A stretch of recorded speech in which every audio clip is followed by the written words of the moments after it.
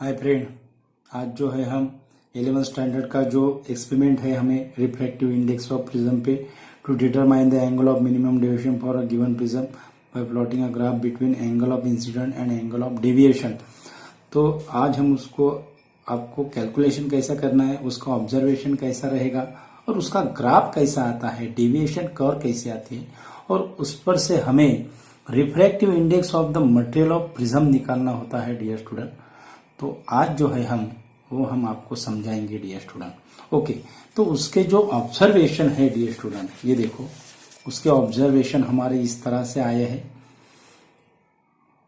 35 पे 45 degree angle of deviation आया है, 40 पे 42, 45 पे 40, 50 पे 37, 55 पे 42 और 60 पे 50, इस तरह से उसके ऑब्जर्वेशन आए और एंगल ऑफ प्रिज्म जो है वो 60 डिग्री है डियर स्टूडेंट। ओके, तो अब इसका हमें ग्राफ निकालना होता है।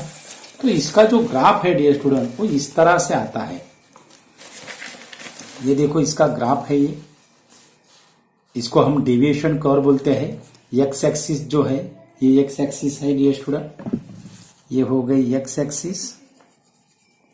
ओके, और ये हो गई हमारी वाई एक्सिस।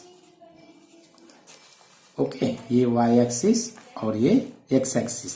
तो एक्स एक्सिस पे हमें एंगल ऑफ इंसिडेंट की वैल्यू लेना है और वाई एक्सिस पे हमें एंगल ऑफ डेविएशन की वैल्यू लेना है।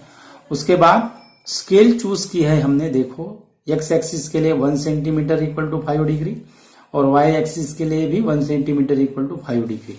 ओके, तो हमारा जो मिनिमम जो वैल्यू है वो है 30। तो 30 से हमने स्टार्ट किया है, 30, 35, 40, 45, 50, 55, 60, 70। ओके, और करस्पॉन्डिंग डेविएशन की वैल्यू है। तो पहला जो हमारा जो है 35 के लिए हमारा कितना आया था, 45 आया था, यानी ये पॉइंट मिला हमको। उसके बाद 40 के लिए 42 आया था, 40 के लिए 42 यानी एक लाइन नीचे आएगा यहाँ पे, यानी ये होगा हमारा। उसके बाद 45 के लिए 40 आया था, यानी ये पॉइंट हो गया। उसके बाद 50 के लिए 37 यानी यहाँ पे आ गया। उसके बाद 55 के लिए है हमारा 42 यानी ये हो गए। और 60 के लिए जो है वो हो गए हमारा, 60 के लिए जो है वो आया हमारा 50 यानी ये पॉइंट हो गए।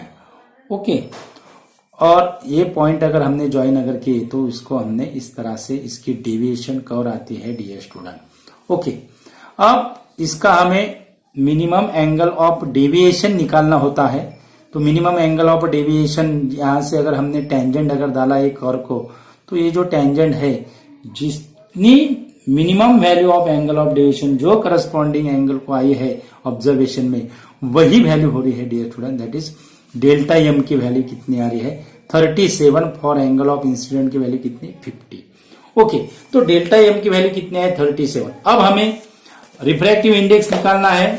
तो रिफ्रैक्टिव इंडेक्स के लिए ये जो फॉर्मूला जो है डियर स्टूडेंट, ये फॉर्मूला होता है रिफ्रैक्टिव इंडेक्स का, ये फॉर्मूला है। Okay, that is mu equal to sine A plus delta M by 2 upon sine A by 2।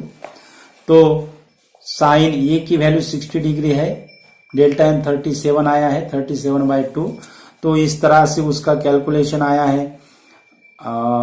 97 का हाफ जो होगा 48.5 होगा और 60 बाई 2 यानी 30 आता है। और उसके अगर वैल्यू हमने नेचुरल साइन में अगर देखी 48 डिग्री 0.5 डिग्री की इसमें अगर हमने देखा तो वो हमें मिलेगा 0.7490 और 0.5।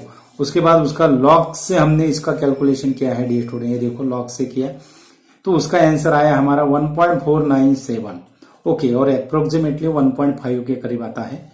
तो इसका हमें रिजल्ट लिखना है। तो रिजल्ट क्या होगा, angle of minimum deviation delta M की वैल्यू 37 डिग्री आई थी और refractive index of material of prism कितना आया, 1.497, और उसको हम अप्रोक्सीमेटली 1.5 कहते हैं। तो ये होगा उसका एंगल ऑफ मिनिमम डेविएशन की वैल्यू और refractive index of material of prism. अब मल्टीपल चॉइस क्वेश्चन क्या है डियर स्टूडेंट, और क्वेश्चन क्या है ये भी हमने यहाँ पे सॉल्व किया है। तो उसका जो फर्स्ट जो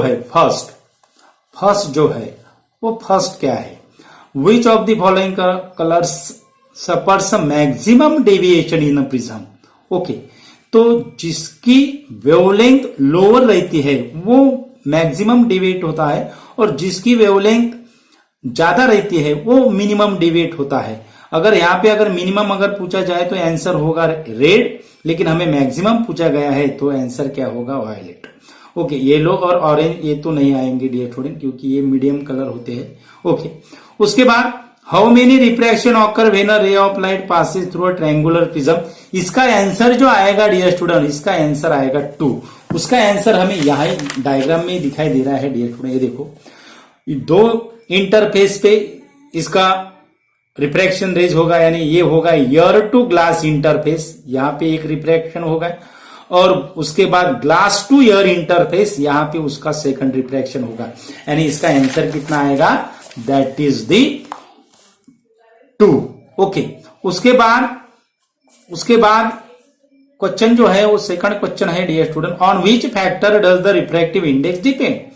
फर्स्ट जो फैक्टर है, क्योंकि रिफ्रैक्टिव इंडेक्स की डेफिनेशन जो होती है ratio of the velocity of light in two media, उसको हम speed of light in two media first factor हो गया, nature of the material medium second हो गए, wavelength of the light third हो गए, optical density of the medium fourth हो गए, और टेम्परेचर, हायर अगर टेम्परेचर रहा तो डेंसिटी जो होगी वो कम होगी, यानी रिफ्रैक्टिव इंडेक्स की वैल्यू क्या होगी, कम होगी।